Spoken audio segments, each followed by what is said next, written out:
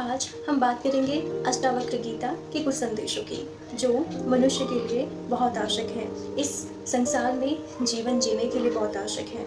तो अष्टावक्र गीता में जो मनुष्य के सभी विकार हैं, उन सभी का कारण अहंकार को माना गया है। और जो अष्टावक्र गीता है वो कहती है कि जो मनुष्य है ना, वो संसार में काम तो करता है, लेकिन वो अपने सभी कामों को अशुभ शुभ या फिर निंदा और प्रशंसा के तराजू में रख कर करता है, और हमेशा उस अपेक्षा की डोरी से बंधा रहता है।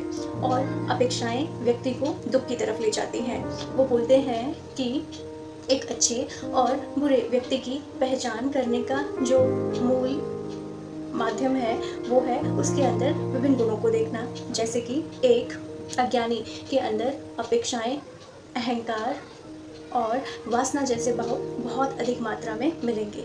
वहीं जो ज्ञानी व्यक्ति है वो अपेक्षा या फिर अहंकार, वासना जैसे भावों से दूर होता है।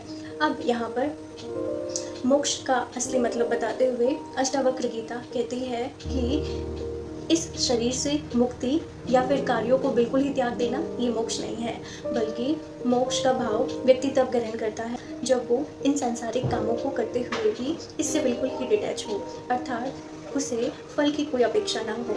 वो कर्म करे तो सिर्फ कर्म करने के उद्देश्य से, जैसे कि भगवान श्री कृष्ण ने गीता में भी कहा है। वो कृत भाव से कर्म करता है और उसी में लीन रहता है, और फल की अपेक्षा संबंधी भान उसे नहीं होता है। वो अपने सभी बंधनों में रहता तो है, लेकिन अपने सभी बंधनों से बिल्कुल डिटैच होता है, अर्थात एक साक्षी भाव में जीवन जीता है। अब ये साक्षी भाव क्या है? तो साक्षी भाव का अर्थ है एक ऐसी स्थिति जब मनुष्य को मनुष्य होने के नाते दुख या फिर खुशी, इन सभी भावनाओं की अनुभूति तो होती है, लेकिन कोई अटैचमेंट नहीं होता है। वो एक दर्शक की तरह अपने जीवन को देखता है और एक अभिनेता की तरह अपनी भूमिका निभाता है और आगे बढ़ता है। उसके लिए निरंतर चलना ही आवश्यक होता है, और वो अपने जीवन में निरंतर ही चलता जाता है। एक ज्ञानी इस रूप में हम या फिर अन्य लोगों से भिन्न होता है कि वो सहज, संतुलित और शांतिपूर्ण जीवन जीता है। उसके लिए कोई भी चरम नहीं होता, अर्थात ना तो बहुत सुख और ना ही बहुत दुख की स्थिति उसके जीवन को प्रभावित करती है, बल्कि वो मध्यम मार्ग पर चलकर जीवन जीता है। बहुत अधिक सुख में वह व्यतीत नहीं होता और ना ही बहुत अधिक दुख की स्थिति में बहुत अधिक चिंता में लगा रहता है, बल्कि उसे पता है कि जीवन में जितनी भी ऋतुएं हैं वो सभी बीतने वाली हैं और कुछ भी स्थायी नहीं है। तो वह एक संतुलित भाव में जीवन जीता है और अपने अंदर की स्थायी अवस्थाओं को बनाए रखता है। जैसे शांति हमारी एक स्थायी अवस्था है, वो इसे बनाए रखता है और शांतिपूर्ण तथा सुखद भाव में जीवन जीता है। वो नट की तरह अपना जीवन जीता है। नट कौन होता है? तो नट वो व्यक्ति होता है जो एक रस्सी के बीच में चलता है, एक संतुलित अवस्था में, ज़्यादा डगमगाता नहीं है और लगातार चलता जाता है, चाहे वो एक रस्सी पर ही क्यों ना हो।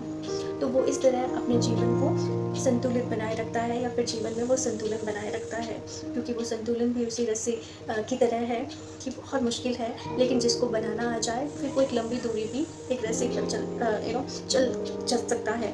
तो यही वो संतुलन है जो एक ज्ञानी व्यक्ति बनाए रखता है। आगे वो एक ज्ञानी व्यक्ति के बारे में बात करते हैं कि जो एक ज्ञानी व्यक्ति होता है ना, वो अपने सांसारिक बंधनों से मुक्त नहीं होता है, बल्कि वो ना तो कहीं पर अटका होता है और ना ही कहीं से भागा होता है।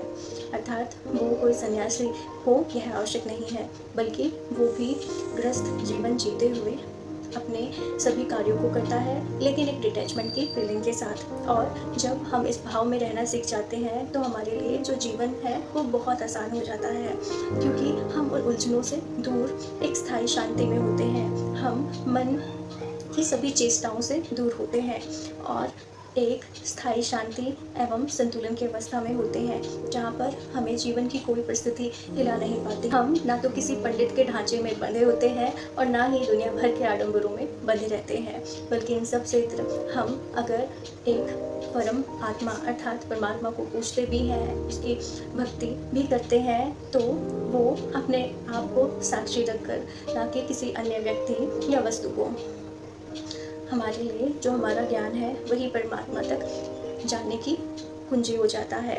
हमारे लिए जो हमारे नैतिक विचार है वही उस परमात्मा तक पहुंचने का साधन बन जाते हैं, और हम उस परमात्मा को शायद पा भी लेते हैं, है ना, क्योंकि अब हमारे बीच के जो विभिन्न मध्यस्थ थे वो हट जाते हैं, तो डायरेक्ट संवाद स्थापित हो जाता है। तो कोशिश कीजिए कि आप भी वो ज्ञानी बने जीवन में, और जीवन के स्थायी भाव को समझे, शांतिपूर्ण जीवन जिए, और आपको ये जीवन बहुत आसान लगेगा।